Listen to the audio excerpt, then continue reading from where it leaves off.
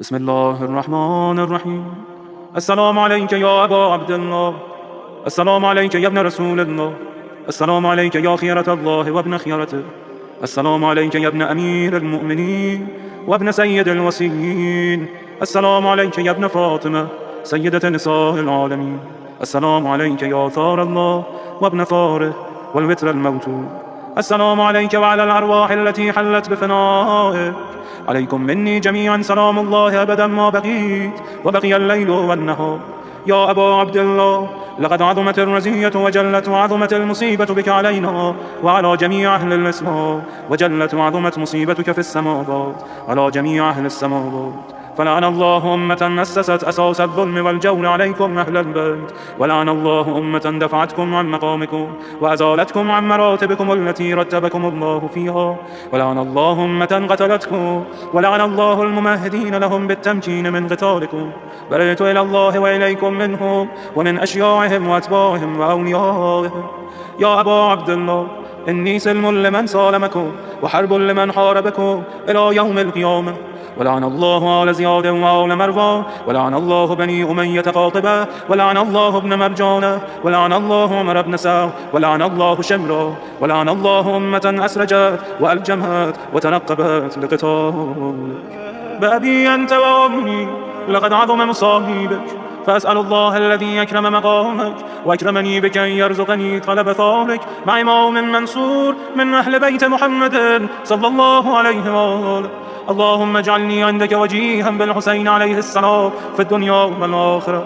يا أبا عبد الله، إني أتقرب إلى الله وإلى رسوله وإلى أمير المؤمنين وإلى فاطمة وإلى الحسن وإليك بمبالاتك وبالبراءة ممن قاتلك ونسب لك الحرب، وبالبراءة ممن أسس أساس الظلم والجور عليكم، وأبرأ إلى الله وإلى رسوله ممن أسس أساس ذلك وبنى عليه بنيانا وجرى في ظلمه وجوره عليكم وعلى أشيائكم. برئت إلى الله وإليكم منهم، وتقرب إلى الله ثم إليكم بمبالاتكم ومبالاة وليكم، وبالبراءة من أعدائكم والناصبين لكم الحرب، وبالبراءة من أشيائهم وأتباعهم. إني سلم لمن سالمكم وحرب لمن حاربكم وبدي لمن والاكم وعدو لمن عاداكم. فأسأل الله الذي أكرمني بمعرفتكم ومعرفة أوليائكم ورزقني البراءة من أعدائكم أن يجعلني معكم في الدنيا والآخرة، وأن يثبتني عندكم قدم صدق في الدنيا والآخرة، وأسأله أن يبلغني المقام المحمود لكم عند الله، وأن يرزقني طلب ثاري مع إمام هدى ظاهر ناطق بالحق منكم. وأسأل الله بحقكم وبالشأن الذي لكم عنده أن يعطيني بمصابيبكم أفضل ما يعطي مصابا بمصيبته، مصيبة ما أعظمها وأعظم رزيتها في الإسلام وفي جميع السماوات والأرض. اللهم اجعلني في مقامي هذا ممن تناله منك صلوات ورحمة ومغفرة. اللهم اجعل محياي محيا محمد وآل محمد ومماتي ممات محمد وآل محمد. اللهم إن هذا يوم تبركت به بنو أمية وابن آكلة الأكباد، اللعين ابن اللعين على لسانك ولسان نبيك صلى الله عليه وآله في كل موطن وموقف وقف فيه نبيك صلى الله عليه وآله. اللهم لعن أبا سفيان ومعاوية ويزيد بن معاوية عليهم منك اللعنة أبد العابدين. وهذا يوم فرحت به آل زياد وآل مروان بقتلهم الحسين صلوات الله عليه. اللهم فضاعف عليهم اللعنة منك والعذاب الأليم. اللهم إني أتقرب إليك في هذا اليوم وفي موقفي هذا وأيام حياتي بالبراءة منهم واللعنة عليهم وبالمبالاة لنبيك وآل نبيك عليه وعليهم السلام.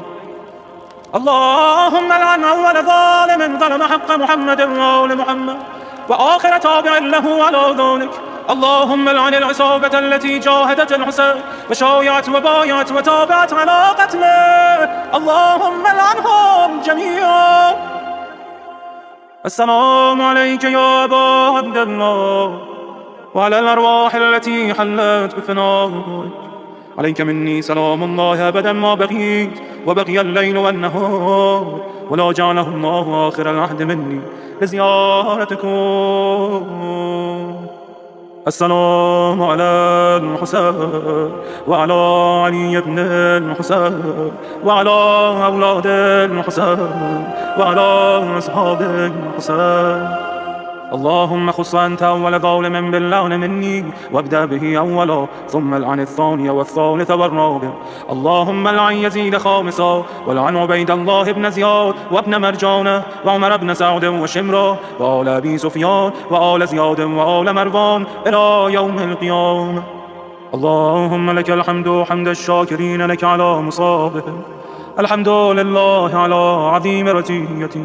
اللهم ارزقني شفاعة الحسين يوم الورود، وثبتني قدم صدق عندك مع الحسين وأصحاب الحسين الذين بذلوا مهجهم دون الحسين عليه السلام.